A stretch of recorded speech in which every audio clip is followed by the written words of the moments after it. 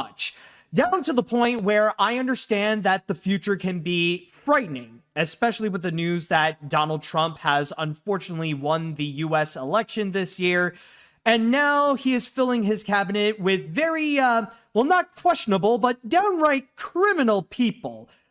You have racists such as Stephen Miller, then anti-vaxxers like Robert Kennedy Jr., and even a full-on pedophile like Matt Gaetz. And you know that with Project 2025, they have intentions to go after Americans the same way that 9/11 impacted the country.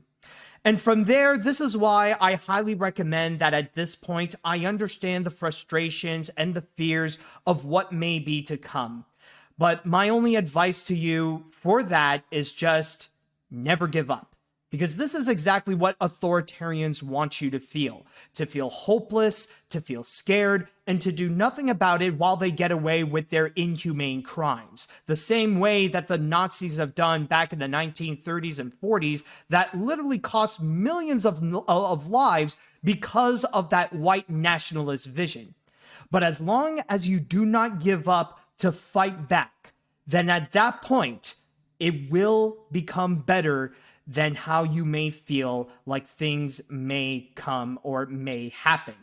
And one way to go and fight that I could recommend that you can go and do so is that you can go and actually donate to nonprofit organizations who will help to go and like prepare for this fight. And I do have a few that I can go and recommend to you, in which these include the American Civil Liberties Union, in which they are one of the biggest advocates in the United States for human rights, and they're already preparing for the big fight against anti-American legislations and agendas such as Project 2025.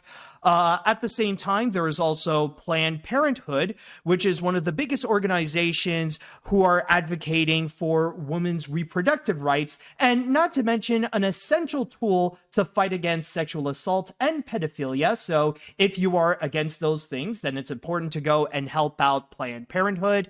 And then also there is Media Matters, an independent news organization who is not afraid to go and call out the corruption that is happening in governments, whether they be from Democrats, from Republicans, or from major corporations. In fact, Elon Musk has been noted to be very scared of Media Matters, which is why he went and cowardly did that lawsuit of Media Matters when they called him out as an anti-Semite.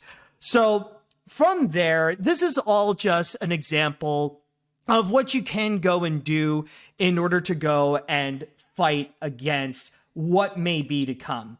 Now, I cannot promise you that during this fight, you will succeed in all of your battles, and there will be times that it will be extremely difficult. But I can promise you that if you keep on fighting, if you never give up, then things will get better, especially to go and fight against whatever may come from America's Osama bin Laden. Although I will say maybe comparing Trump to bin Laden is not really fair, considering that bin Laden has been proven to be a more efficient leader than Trump. But yeah, so I just wanted to go and get my quick comment on that out of the way, especially with what recently had occurred. And there's just already, like, even to this day, a lot to go and take in. So just to remind you all, keep fighting the fight. It sounds like some fucking commie gobbledygook.